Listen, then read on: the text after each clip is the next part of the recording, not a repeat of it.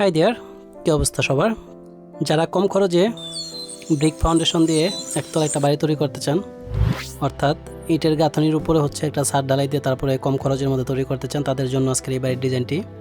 এই বাড়ির ডিজাইনটি যদি আপনাদের পছন্দ না হয় বা আপনাদের চাহিদা মতো না হয়, সেক্ষেত্রে অবশ্যই কমেন্ট করে আপনার চাহিদা আমাদেরকে জানাবেন। আমরা চেষ্টা করব আপনার চাহিদা মতো এটা বাড়ির ডিজাইন তৈরি করে দেওয়ার জন্য। খুব ভালোভাবে লক্ষ্য করুন, এই বাড়িটি তৈরি করা হয়েছে মাত্র 900 স্কোয়ার ফিট জায়গার উপর।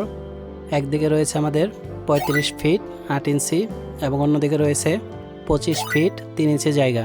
প্রথমে একটা পোর্চ পাবো আমরা। এই পোর্চ দিয়ে ভেতরে প্রবেশ করলে আমরা ড্রয়িং কাম ডাইনিং পাবো, বেডরুম পাবো 3টি, কমন একটি টয়লেট পাবো, কিচেন থাকবে পেছন দিকে একটি।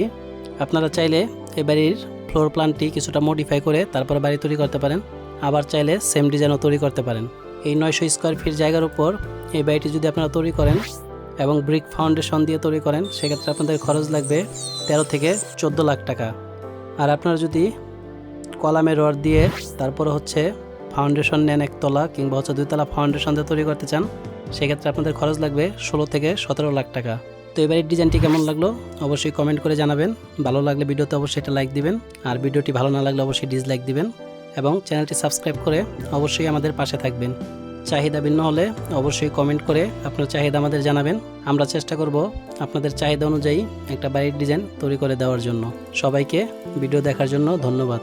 আসসালামু আলাইকুম।